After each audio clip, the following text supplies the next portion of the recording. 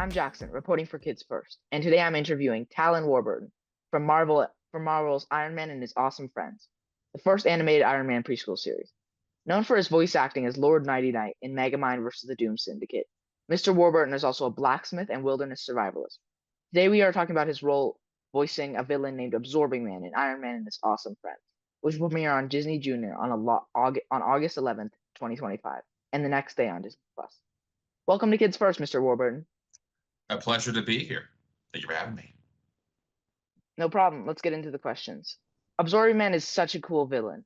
How did you come up with his voice for the preschool version of Iron Man? When I was reading the script, he seemed to be a very big and boisterous character and a little bit larger than life, a little bit unhinged. So as I was experimenting with different voices, you might be familiar. My father does quite a bit of voice acting as well, like Kronk and Emperor Snoop Groove and what have you for Stiff We're Talking Disney. When I get into my deeper register, I kind of start to sound like him a little bit, and I kind of settled on a version of that, imagining if my dad had 20 cups of coffee in the morning. That's kind of where I feel Absorbing Man lives, that kind of energy. That seems like the right kind of voice for him, especially. I This hope is the so. first Iron Man series for preschoolers. What makes Iron Man and His Awesome Friends special? Well, there's so many valuable lessons in this show about working together, about the common goal, and uniting, about the power of friendship. Not to sound cliche, but it's true. And uh, keeping a level head, solving problems. I think there's just so many timeless lessons in the realm of superhero-dom, and I think being distilled down to this level for kids. I think the same lessons apply across all ages about being the best that you can be, helping the little guy, trying to make the world a better place. And I think that this show does a really good job in teaching those lessons to this age group. Teaching them the lessons early before they grow up and have to really use them. Absolutely. It's never too early to start being a good person. Yeah.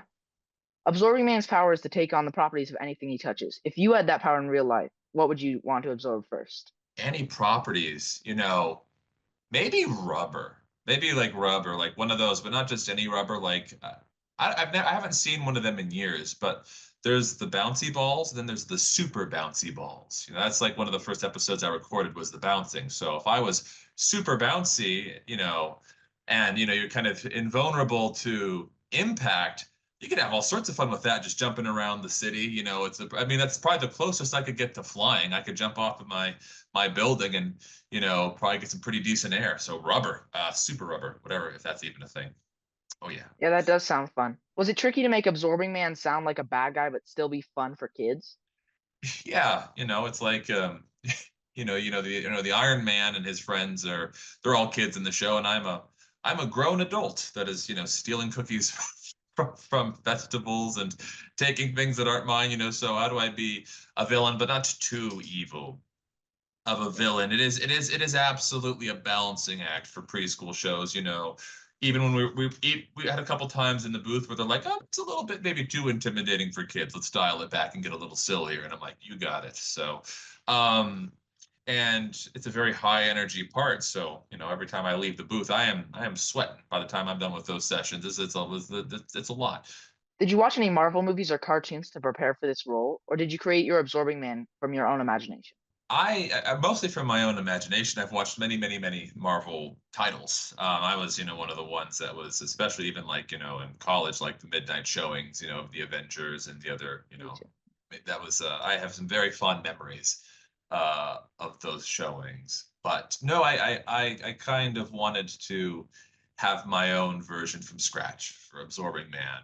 If Absorbing Man joined Iron Man's team for just one day, what do you think he'd be good at? Probably still stealing. No, I think he'd be a great shield for the team since he can absorb, if he was a good guy in that context, he could take things and throw it right back. So I think he would, I don't know if he'd be a heavy hitter. I think he would be the wall that protects the team if he was a good guy. That's what I'd like to think, a protector. Yeah. what do you hope little kids will learn or feel when they watch this show? I hope they feel inspired, inspired to do good. Hope they feel inspired to be the best versions of themselves that they can be. I hope they feel inspired to, if they see, something wrong in the world, to want to make a difference in the best way, the most effective way that they can, to leave the world a better place, than when they found it. That is my hope, and to start that path um, of superhero-dom in each of our own ways.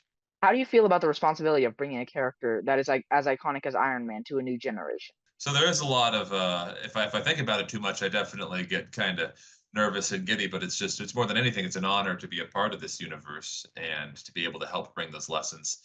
It's a, with great power comes great responsibility. I'm pretty sure I'm the first person to ever say that. Definitely not a quote from anything Marvel related at all. It's definitely all me. And finally, for a little fun, would you rather have Absorbing Man's powers or Hulk's strength? He's Hulk. He can do so many. He can jump so far. He can fly. He can. He can. He's one of the strongest characters in any of the superhero universes.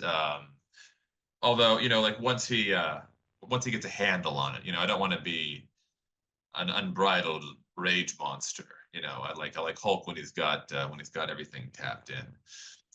That's the version that I would like to choose. I got the glasses and everything. I could. Yeah, that makes sense. Thank you, Mr. Warburton, for speaking with me today. You can catch Talon Warburton in Marvel's Iron Man and His Awesome Friends on Disney Junior, beginning August 11th, 2025, and streaming the next day on Disney Plus. I'm Jackson, reporting for Kids First. Be sure to subscribe to the Kids First Film channel so you don't miss any reviews from me or my amazing team members. See you next time.